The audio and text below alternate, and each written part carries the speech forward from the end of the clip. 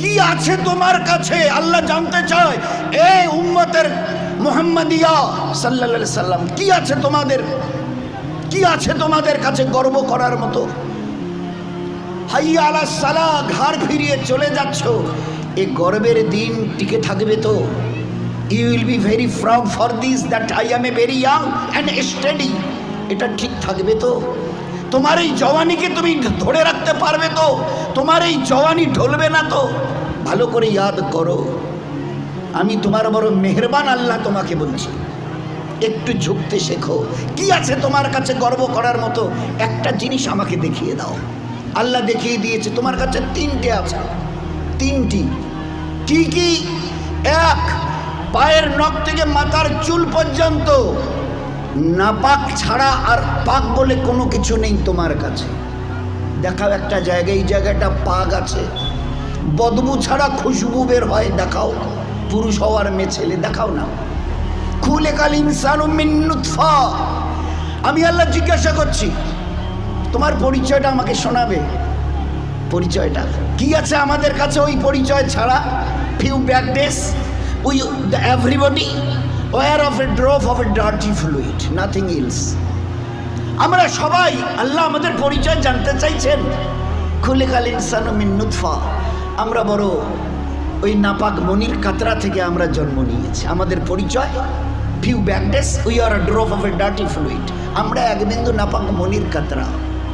এর চাইতে বড় পরিচয়? আচ্ছা, তোমার পায়ের নখ থেকে মাথার চুল পর্যন্ত একটা জায়গা দেখাবে যেখান থেকে খুশবু বার হয়, দেখাও।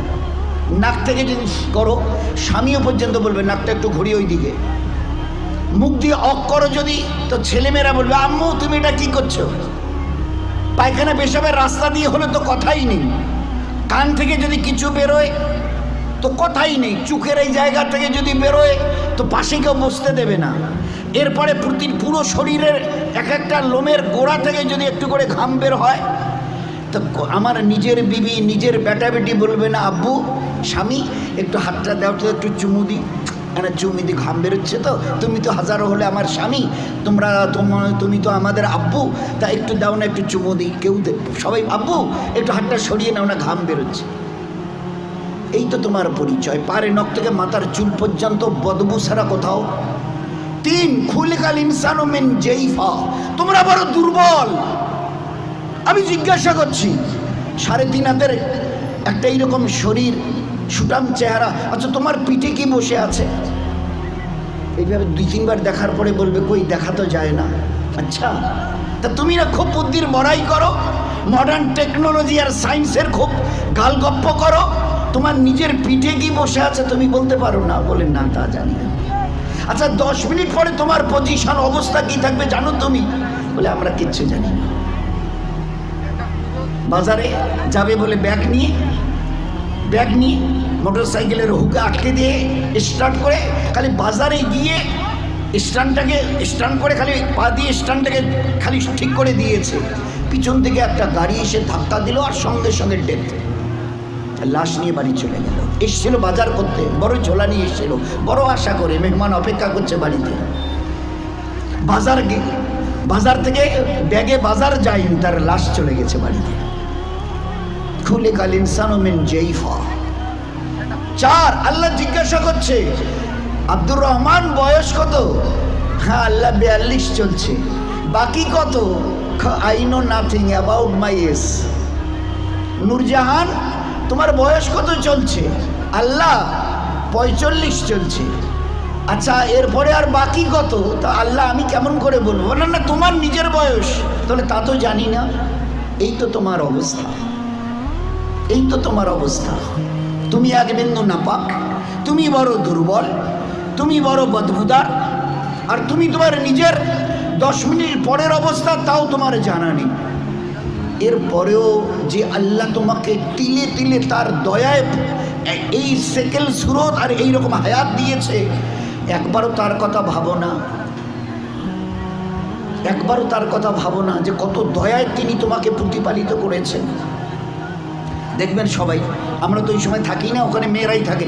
বাচ্চা যখন জন্ম নেয় না, তো যারা দাদি নানি চাচি যারা ওখানে ভিতরে থাকে, ও তারা এবারে বাচ্চা বের হবার পরে এবারে হাতটার নখগুলো ভালো করে দেখে, টাকে কান টানগুলো ঠিক আছে কিনা, সব কিছু চোখ টোকগুলো হ্যাঁ ঠিক আছে গো, ঠিক আছে, খবরদার বাচ্চা ছেলে হয়েছে মেয়ে হয়েছে ঠিক আছে, সব ঠিক হয়েছে, সব আছে, চোখ আছে, বুরু আছে, মাথায় চুল আছে, হাত পা ওর নখটুকু পর্যন্ত বেশ গুজিয়েছে। আচ্ছা, তো মুখে দাঁত কটা নেই কেন? কখনো ভেবেছ? এ জগতের ইনসান, ভেবেছ কখনো? সব বলছো ওকে, আচ্ছা দাঁত কটা যে নেই? আল্লাহ জবাব দিয়েছে তোমাকে বাঁচাবার জন্য ওই সময় তোমার মুখে দাঁত কটা, যে আল্লাহ তোমার সব কিছু দিয়েছে, হাতের পায়ের নখ পর্যন্ত আছে, 2-4-5 দিন পরে কেটে দিতে হয়, সেখানে দাঁত কটা দিইনি কেন? তোমাকে বাঁচাবার জন্যে। আমাকে চেনো আমি কত বড় মেহেরবান তোমার জন্যে, শুধু তোমাকে বাঁচানোর জন্যে। তোমার মায়ের পেট থেকে বেরিয়ে আসার সময় তোমার মুখে দাঁত কটা দেয়নি, যদি দাঁত কটা পেতে না তো মায়ের সিনার ওই নরম কোষে স্তনে কামড় দিয়ে দিয়ে ক্ষতবিক্ষত ঘা করতে, 3-4 দিন ওইভাবে ঘা তাজা হওয়ার পরে মায়ের চোখের সামনে তুমি তরপাতে, জবাই করা মুরগিকে যেভাবে তরপাতে দেখো ওইভাবে মায়ের সামনে তরপাতে, আর তরপাতে মরে যেতে তুমি। তোমার মা একটাবার বুকে তুলে তার নিজের সিনা তোমার মুখে লাগাতো না, এই জন্য তুমি কামড় দিয়ে ঘা করে দিয়েছো। আমি বাঁচাবার জন্যে সব কিছু তোমার মায়ের পেটে বানিয়েছি, পুরো ফিগারের যা কিছু প্রয়োজন, each and everything has been given from myself, শুধুমাত্র except your teeth, তোমার দাঁত বাদ দিয়ে, যেখানে আমি তোমাকে আমার দয়ায় বাঁচাতে চাইছিলাম, ওই জন্য দাঁত কটা দিনই, নয়তো মায়ের স্তনকে কেটে ছিন্ন বিচ্ছিন্ন করতে, মায়ের চোখের সামনে তরপাতে তুমি মরে যেতে। একটাবার চিন্তা করেছো আমার কথা? তোমার প্রতি কত দয়া করেছি। ফের এই বাচ্চাটা হাদিসে পাকের মধ্যে এসে আস্তে আস্তে যখন বড় হয়, তার বুবুকে, ভাইকে, আব্বাকে কিছু খেতে দেখে, শব্দ এর কানে আসে, আমারও ওই রকম দাঁত থাকলে আমিও খেতাম।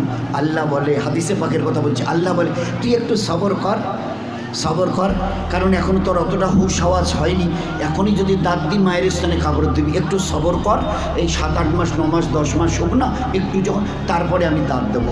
গোস্তের ওই নরম জায়গা থেকে আস্তে করে বাবা মা সব খুশি, আম্মা তোমার নাতির দাঁত গজিয়েছে শুনেছ? আচ্ছা, 2টো দাঁত গজিয়েছে, তো উঠতে দেখে সবাই খুশি। আচ্ছা, কখনো ভেবেছ এই দাঁতটা বাড়তে এই পর্যন্ত বারবার পরে আর বাড়ে না? Why? What is the reason of it? Who will give the answer? Who will give the answer? Anybody else of this world?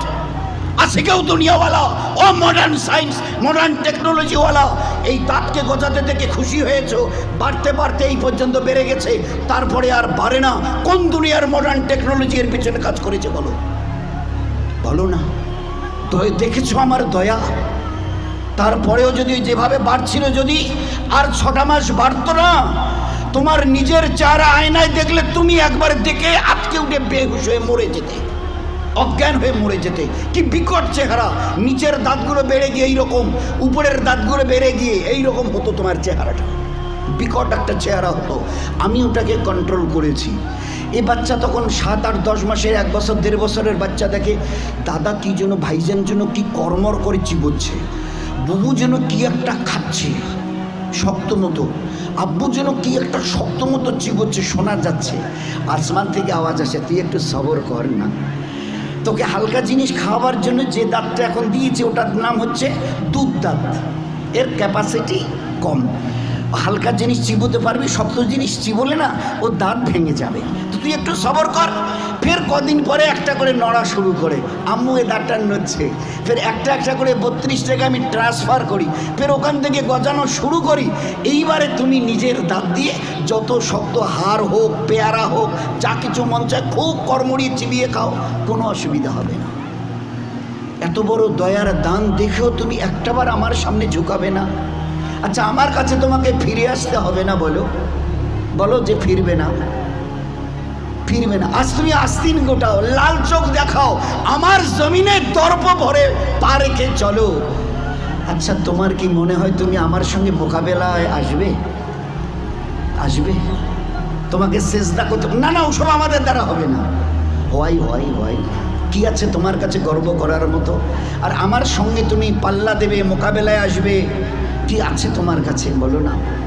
এর মাস আজকের যেটা ফুলছে মাসল, এটাকে না আর এই দিকে ঝোলা মানে ফুলাতে পারবে না। শত চেষ্টা যদি করো তো উপরের দিকে নয় নিচের দিকে ঝুলে থাকবে। যে দাঁত আজকে কর্মড়িয়ে অন্যের দিকে লাল চোখ করে তাকাও, এই চোখ আজ বাদে কাল ঝাপসা হবে।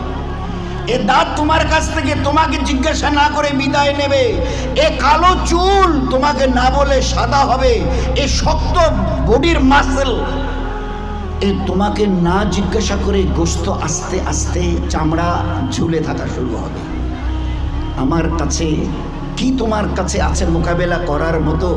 কিছুই আমি করব না, শুধু তোমার বয়সটুকুকে একটু যদি বাড়িয়ে দিই। ও আম্মেরহু নুনাক্কিসহু ফিল খালক, মায়ের পেট থেকে বের হয়ে যেভাবে মুখ থুবড়ে পড়েছিলে, নিজের পায়খানা নিজের হাতে ওইভাবে ছেনিয়ে নিজের মুখে দিয়েছিলে না, আমাকে তুমি কি দেখতে চাও? একটু যদি হায়াতটুকু বাড়িয়ে দিই, মুখ থুবড়ে পড়ে থাকতে হবে। পাশ দিয়ে কেউ হেঁটে যেতে রাজি হবে না, কারণ দেখলেই বলবে কেউ আমি একটু বাথরুম যাবো, আমার একটু হাতটা ধরে তুলে দাও তো। কেন কি তোমার ওই পিছনের দিন কটা মাসেল ফুলানো, লাল চোখ করা, জমিনে দর্প ভরে চলার ওই দিনগুলো কোথায় গেল আমি জানতে চাইছি, বলো না? আমি কিচ্ছু করবো না। একটা হাতি যদি এসে মশাকে বলে আরে তুই নাকি আমার সঙ্গে নাকি পাল্লা দিবি, তা আমি তো চিন্তা করে কুল পাচ্ছি না, তোকে যে মারবো কোথায় মারবো? আচ্ছা, একটা হাতি যদি মশাকে মারতে চায় কোথায় লাদ মারবে বলেন তো? তো আল্লাহ যদি আমাদের মতো 3 হাতের একটা কমজোর নাপাক ইনসানকে আল্লাহ যদি টোকা দিতে চায়, তো আল্লাহ কি জিজ্ঞেস তোর কোথায় টোকা দেবো বলতো? আমি আল্লাহ সাত আসমান জমিনকে একদিন আমি আমার হাতের তালুতে নেব। লিল্লাহিল ওয়াহিদিল কাহার, সাত আসমান ও জমিনকে আমি একদিন আমার হাতের তালুতে। ও আল্লাহ কত বড়!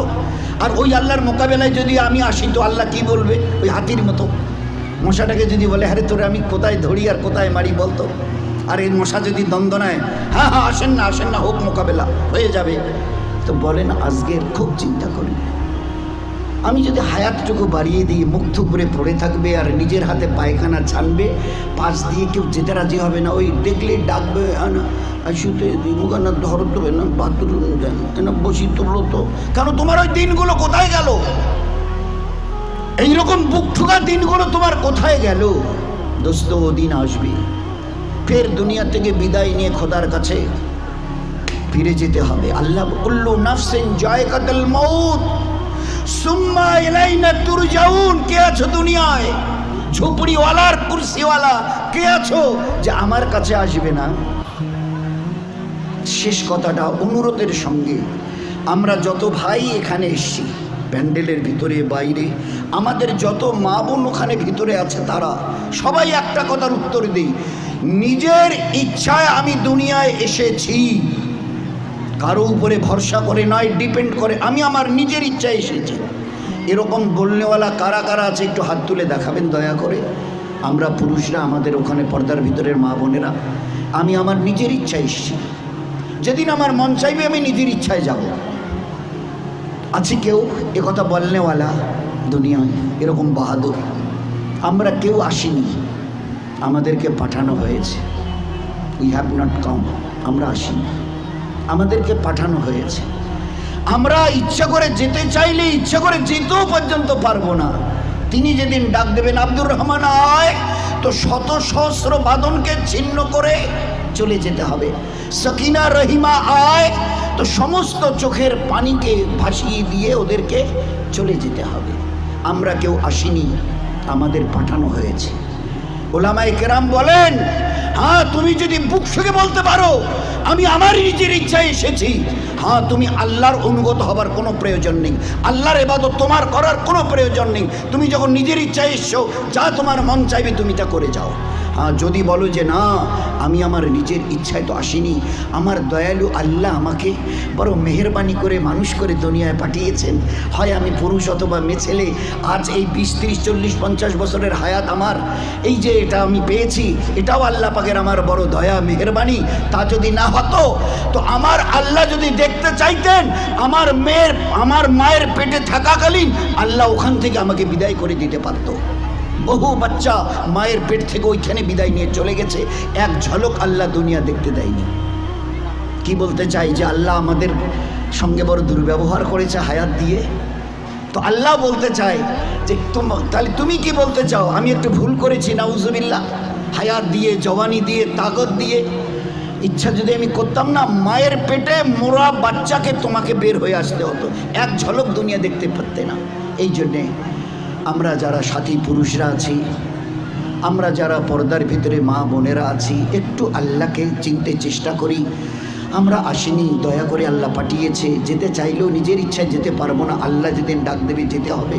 আসা যাওয়া দুটোই যখন আল্লাহর ইচ্ছায়, তো মাঝখানের এই কটা দিন নিজের ইচ্ছায় চলে জীবনটাকে যেন বরবাদ না করি। দুনিয়ার জীবনও বরবাদ হবে, আখেরাতের জীবনও বরবাদ হবে। বরবাদের লাস্ট কথাটা হলো এই, তুমি আমার ইবাদতকে ছেড়ে দাও, দুটো জিনিস তোমাকে আমি দেব। এক, যতদিন দুনিয়ায় বেঁচে থাকবে, চাই পুরুষ হও অথবা মেয়ে ছেলে, আমার ইজ্জত জালালের কসম, দুনিয়ায় তোমার জীবন যাবে অশান্তির আগুনে জ্বলতে, মরণের পরে তোমার জীবন যাবে জাহান্নামের আগুনে জ্বলতে। না দুনিয়ায় শান্তি, না আখেরাতে। দুনিয়ায় তোমার যতদিন 100 বছরে যদি বেঁচে থাকো, দুনিয়ায় তোমার জীবন যাবে অশান্তির আগুনে জ্বলতে, মরণের পরে তোমার জীবন যাবে জাহান্নামের আগুনে জ্বলতে। এই জন্য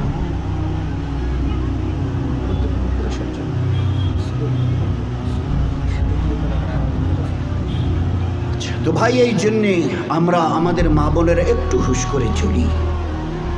দুনিয়ার জীবন আল্লাহ তছনছ করে দেবে যদি তার ইবাদতকে ছেড়ে দিই। ওটা আল্লাহর কথা বলছে হাদিসে কুদসির। আমার ইবাদত করো, জীবনটা তোমাদের ধন্য হবে, অন্তরকে শান্তি দিয়ে ভরিয়ে দেবো। আল্লাহ বলছে হাদিসে কুদসিতে, হে আদমের সন্তান, আমার ইবাদতের জন্য তৈরি হও, তোমাদের মুসিবতকে দূর করে দেব, আর অভাবকেও দূর করে দেবো, পেরেশানি দূর হবে। আর যদি আমার ইবাদত করতে রাজি না হও, শত সহস্র মুসিবতের দ্বারা অন্তরকে জর্জরিত করে দেব। এই জন্য চেষ্টা করবো ভাই ইনশাআল্লাহ। ও প্রথমের কথাটা মনে আছে, যে যত নিজের মাথাকে, পুরুষ অথবা মেয়ে ছেলে, আমরা আল্লাহর কাছে যতটা ঝুঁকাবো, তত বেশি আল্লাহ দুনিয়াতে ইজ্জতওয়ালা করবেন, আখেরাতে তার চাইতে লক্ষ কোটি গুণ বেশি আল্লাহ ইজ্জত দিয়ে 8টা জান্নাতের দরওয়াজা আমাদের জন্য খুলে দেবেন। চেষ্টা করবো ইনশাআল্লাহ ভাই, সবাই চেষ্টা করব।